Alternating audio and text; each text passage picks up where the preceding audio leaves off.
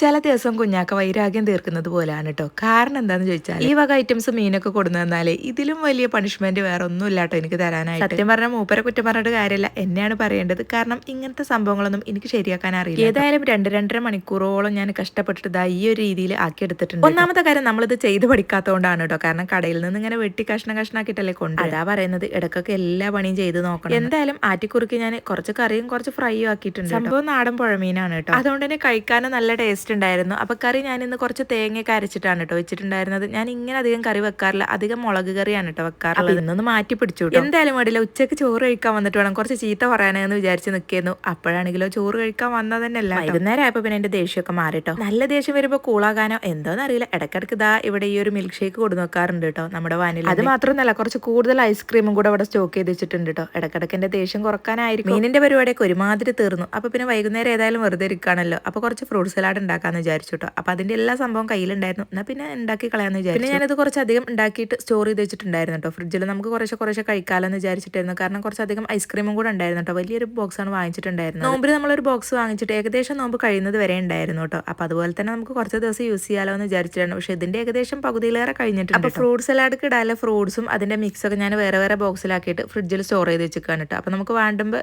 കുറച്ച് എടുത്ത് ഉണ്ടാക്കാമല്ലോ എന്ന് വിചാരിച്ചിട്ടാണ് ഇപ്പൊ ഞാൻ ഇത് മാത്രമേ ഉണ്ടാക്കിയിട്ടുള്ളത്. എന്തെങ്കിലും ഒരു ഫ്രൂട്ട്സിന്റെ കുറവുണ്ടാവട്ടോ. ഇന്നിപ്പോൾ കറുത്ത മുന്തിരിയാണ് ഇല്ലാത്തത്, ഇന്നിപ്പോൾ അനാറുണ്ട്. അപ്പോൾ അന്ന് ഞാൻ ഉണ്ടാക്കിയപ്പോൾ അനാറുണ്ടായിരുന്നില്ല കേട്ടോ.